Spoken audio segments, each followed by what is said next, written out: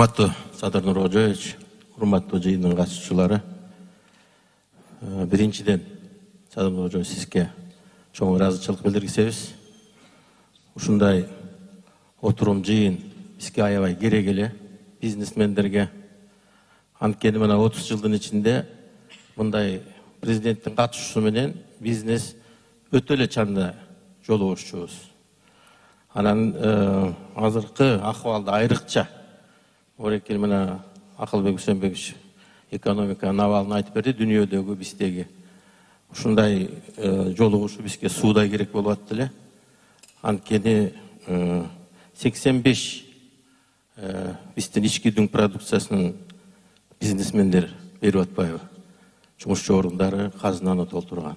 Ошон үчүн биз экономиканы биринчи иретке койсок, анан кийин баягы саясат да анан кийин туура жолго нукка кетет деген ойдобуз да. Ошон үчүн биз деле мынакей бизнесмендер былтыр эмелер ушу пандемия убагында, карантин убагында бекер отурбайлы деп, биз дагы салымыбызды кошолу деп, өзүбүз дагы ушул экономиканы, өзүбүздүн акыбалыбызды мындай анализдедик да. Анализдеп келип, анан кийин эл аралык эксперттер менен, өзүбүздүн эксперттер менен, бизнесмендер менен чогулуп, биз могу жерде Барс деген программаны иштеп чыкканбыз. Муну Новиков бар кезде биз тапшырганбыз. Андан кийин Мариповго тапшырдык. Кийин мынакей конституциялар өзгөргөндөн кийин эмеге тапшырдык. Мына Акылбек Үсөнбековичке бердик, презентация жасадык. Шыкмаматов мырзага бердик.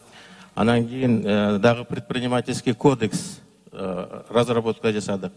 Жанагы государственно-частное партнерство деген закондорго өзүбүздүн каражаттарыбыз менен иштетип, ошол сунуштарыбызды бияка бердик. Барс это бизнес алгоритмы развития страны. Бул жерде ушул бүт биздин кайсы экономикадагы акыбалыбыздын баарын анализин жасап, анан биз ушу өкмөткө тапшырганбыз. Сизге да азыр берип коелу, Садыр Нуркожоевич, карап дагы бир ушул көзөмөлгө алып койсоңуз жакшы болот эле. Экинчи маселе, бул жерде жанагы государственно-частное партнерство деп айтып атпайбызбы? Ушул жерде аябай чоң резерв жатат бизде. Жана канча деген биздин мамлекеттик ишканалар жанагындай жакшы эффективдүү иштей албай, анан көбүнчөсү на грани банкротство болуп атпайбы? Ана ошол жерде мынакей государственно-частное партнерствонун мыйзамы 2008-жылы кабыл алынган. Ошону менен бир 3-4 эле проект жанагы медицина боюнча ишке ашты. Ал баягы мамлекет катышкан жерге жана текшерүүчүлөрдү эле баягы келип эле текшере беришет экен да, тажатышат экен. Мына, например, биз жанагы Минкультурага берип кеттиктер Акаев 2004-жылы Дом Пионер деген территорияны. Ал жер 2004-жылдан 2000 ошого дере баягы биз эгемендик алгандан бери чөндө свалка болуп калган да, мусорный свалка. Анан ошону биз жакшынакай түздөп, жакшынакай бир спортивный комплекс, футбольный комплекс, 3 футболдук тала, крытый футбольный зал, 5 дагы мини футбольный поле жасап, биз жакшынакай баягы Дордойдун футбол академиясын түзүп койдук.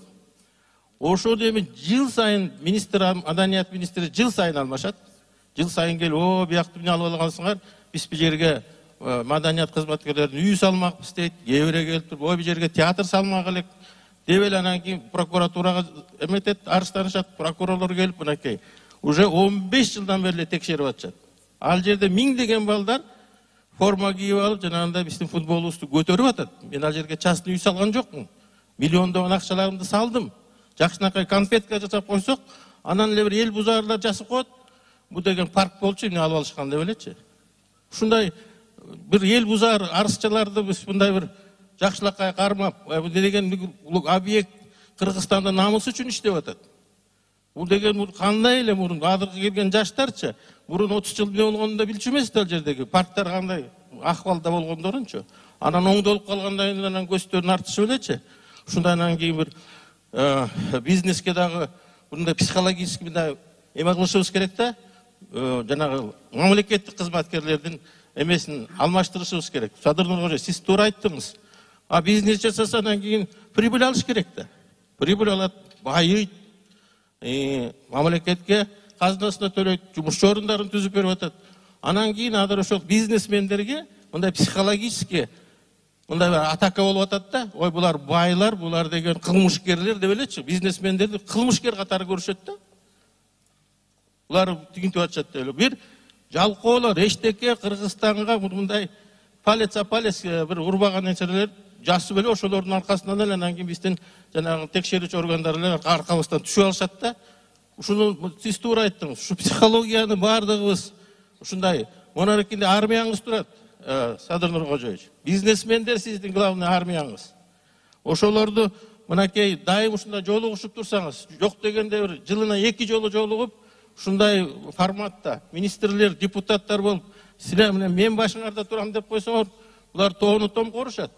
Инвесторлар, ички инвестициялар деп атпайбызбы? Азыр пандемия болуп, тышкы инвестициядан дагы баягы биринчи ички инвестицияларыбызды карайлы деген ойдомун да. Мына 2006-2007 жылы Мухтар Өмүракун экөөбүз ошо жерге өндүрүштү. Завод, фабрикалар салса, биз келе жакшы да. Анан эле бир 5-6 эл бузарлар бар ошол жактачы. Анан ошо тыбыр-шыбыр ашып, тигин-тишип, мин-тишип атышып эле анан кийин мына былтыркы инвесторлорду кайра куып ала билдик. Мына азыр сиз туура кылдыңыз, Садыр Нуркожоевич. Барып, эл менен өзүңүз кеңешип, мына мен турам десеңиз, анан ошондо эл дагы жанагы эл бузарларга айтат. Эй, сен эмне деп атасың? Бизге деген канча балдарыбыз тиги эмеде жүрөт, башка мамлекеттерде жумуш иштеп. Ошо жердеги мына Нарын облусундагы эл келип, же башка облустардан келип эл иштесе эмне жаманбы? Алар көчүрүп кетпейт да, ошол өндүрүш ал жерге. Өндүрүш завод, фабрика түштө сонун эле болот да. Ошон үчүн ошо жерден дагы укук органдарга жакшынакай мындай задание берип, ким бусуп атат. Анан кийин кээ бирлер Салымбеков бусуп атат дегенде ойлорду айтып коюшат экен. Дордо ой жабылып калат, анан тигиндей эмне деген. Андай вообще оюм жок. Мен деген башынан келе айтамын. Ошол жерге салыныш керек деген ойдомун. Анан ушундай жанагындай бир эл бузарларды дагы мынакей, силер дагы мындай ачык айтып, мынакей жолугушууларда, мына жерде генеральный прокурор турат, МВД турат. Ачык айтсак, жанагындай эле кичинекей эле эмелер жанагы милиция болобу, же прокурор болобу, же болбосо ортоңкусу келип эле бусуп атпайбы бизди. Мындай коркпой, үрүкпөй ушунда жылына бир жолу келип, мына момунтип атат деп айтсак, мен ойлойм ошондо туура болот го деген. Сиз башында туруп берсеңиз, мондай чоң армия бар. Ошол ушундай бир колдоого муктаж болуп аткан нерсени айтайын дегем. Анан эми эмне деп айтсам? Ушундай жолугушуулар болсун. Жанагындай өзгөрүүлөр кетсин, Садыр Нуркожоевич. Биз могу жердеги бизнес армияңыз жакшынакай Кыргызстанга мурекинде инвестируй в будущее страны турбайбы? Ошого баардыгыбыз аракетибизди жумшайлы. Чоң рахмат.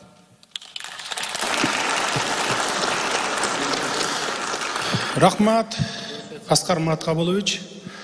Стадион боюнча, текшерүү боюнча, мына башкы прокурор отурат, мындан ары текшерүүнү таптакыр токтоткула. Ким текшерип барса, ошо 15 жылдан бери текшерип атат деп атпайсызбы? Бизде баягы күч органдарында мындай психологический эме орноп калганда, ушинтип текшерип бара берсең эле акча берет, анан алып кете берем, анан кайра дагы барып текшере берем деп ошо жыл сайын текшерип аткан кесепети ошол да. Ошон үчүн токтосун. Ким текшерип барса, мындан ары кайрыласыз мага. Чара көрөбүз. Анан эми баягы бизнесмендерди кайра текшерүү боюнча деп атпайсыздарбы? Биз президенттик аппаратка тапшырма берем, администрацияга жакын араларда АДС-ти түзөбүз, на общественный началах антикоррупционный деловой совет. Ошого мына бизнесмендер бүт кирсеңиздер болот. Биз өзүбүз дайыма аны менен байланышып, көзөмөлгө алып турабыз. Кимде ким ушундай бир мыйзамсыз текшерүүлөргө бара турган болсо, сразу ошолорго кайрыласыздар. Прокуратурага алар аркылуу. Болду, анан мен калганын өзүм көзөмөлдөп алам. Ошо АДС менен экөөнү бир эле түзүп коелу. Ошого киресиздер. Антикоррупционный деловой совет деп туруп. Мен баягы комиссар болуп иштеп турганда түзгөмүн.